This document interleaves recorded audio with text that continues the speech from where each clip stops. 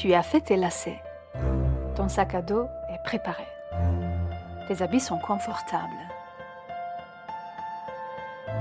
Toi qui as choisi la voie de la conscience de soi. Toi qui te laisses guider par ton épanouissement. Toi qui chéris chaque pas de ton évolution. Tu es prête à partir pour ce voyage palpitant et aimer passionnément qui tu es. T'ouvrir à la magie de la vie. Jouir profondément de ton unicité. Et ainsi, changer le monde.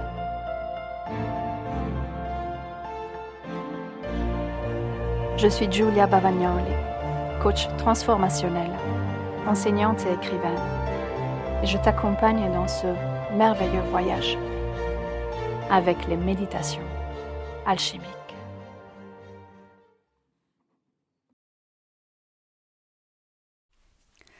Bienvenue dans ce nouvel épisode des méditations alchimiques. C'est une joie pour moi d'être ici aujourd'hui, ça fait un moment que j'ai pas enregistré. Je tenais à que vous ayez 4 épisodes pour commencer et à déguster à votre aise. Et aujourd'hui, je vais enregistrer, donc évidemment, si je suis là, c'est parce qu'on enregistre un nouvel épisode. J'ai posé quelques questions aux personnes qui sont désormais font partie de la communauté des méditations alchimiques. C'est un groupe Facebook que vous pouvez trouver facilement et que je mettrai en lien ici aussi.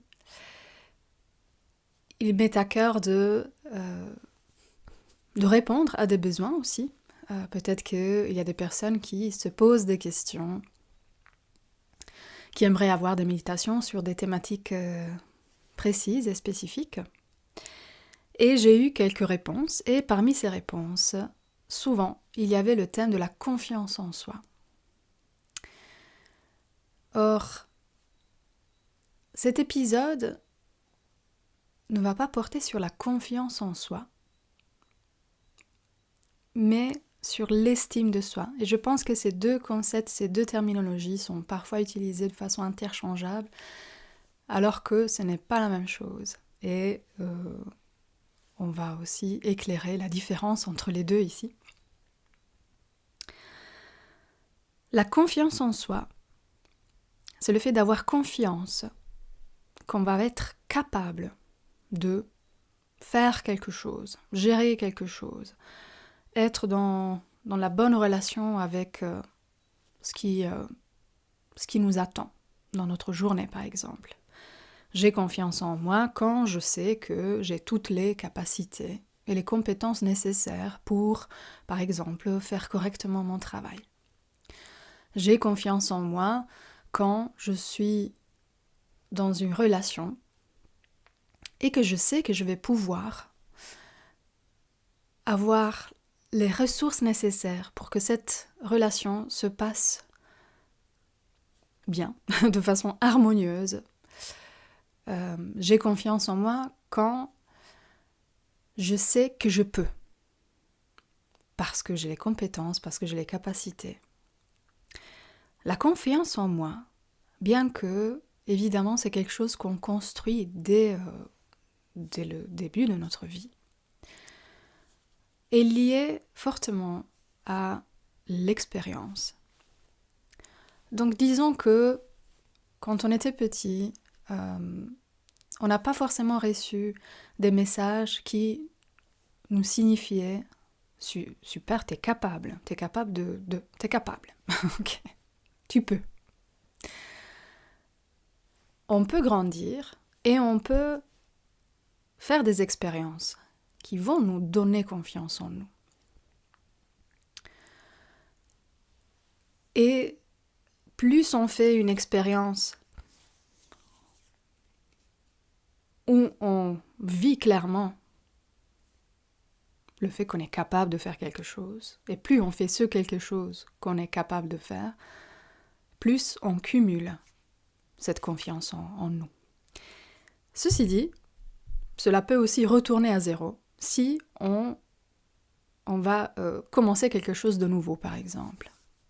Et donc là, si on a un biais de « je ne suis pas capable à la base », ce qui en fait est un peu vrai.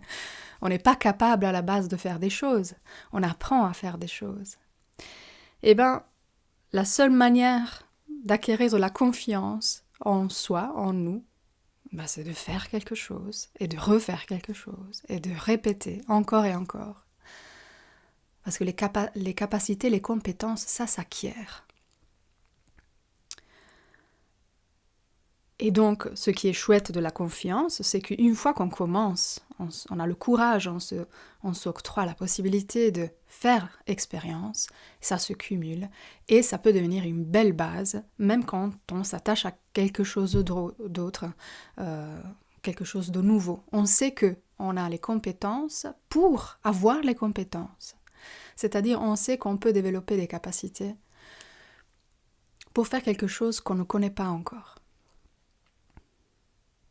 L'estime de soi se positionne sur un autre niveau de notre expérience. L'estime de soi, c'est être connecté à notre valeur intrinsèque. Savoir que nous sommes importantes. Savoir que nous avons de la valeur, indépendamment de ce qu'on va faire, avoir, être. Donc le niveau de l'estime de soi, de cette valeur, est un niveau, on va dire, plus profond.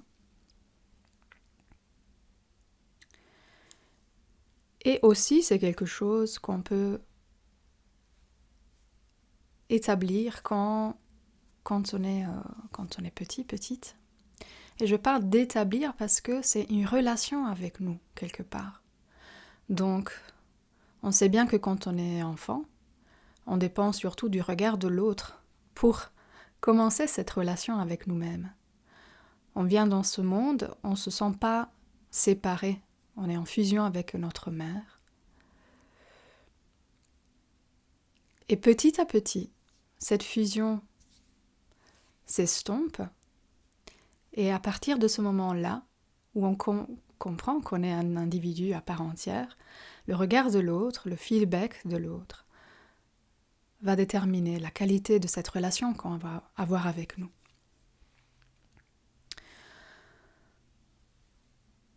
L'estime de soi, ce n'est pas forcément quelque chose qu'on peut cumuler à travers l'expérience, comme la confiance en soi. Par contre, ce qu'on retrouve, j'ai envie de dire dans 90% des cas, c'est qu'on va baser l'estime de soi sur la valeur qu'on donne à l'extérieur. On peut passer une vie à prouver qu'on mérite d'exister. On peut passer une vie à essayer de convaincre les autres que nous avons de la valeur.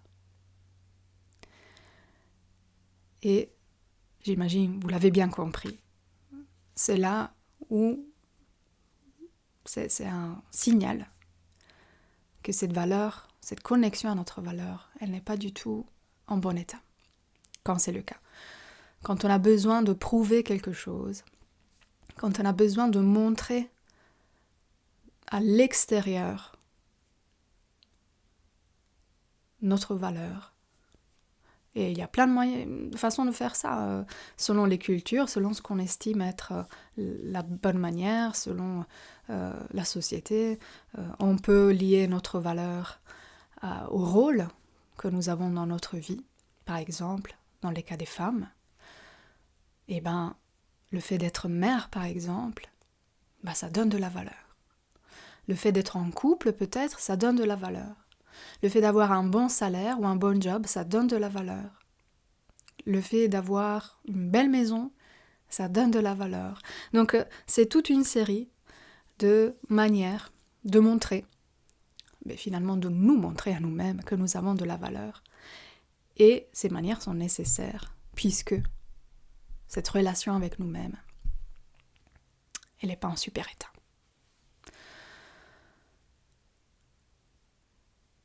dès que on cherche notre valeur à l'extérieur, c'est que notre valeur à l'intérieur, on l'a perdue de vue ou de toucher.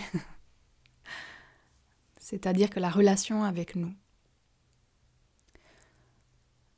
elle n'est pas en super état.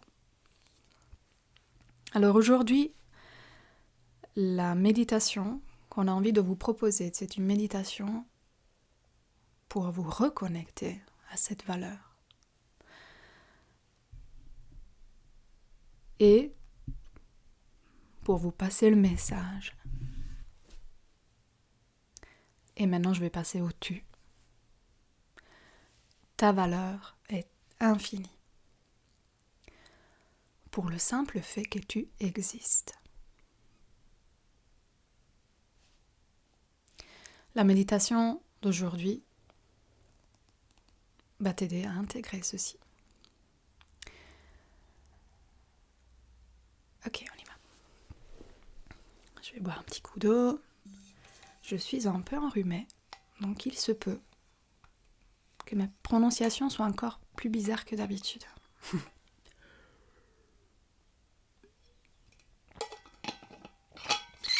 Alors,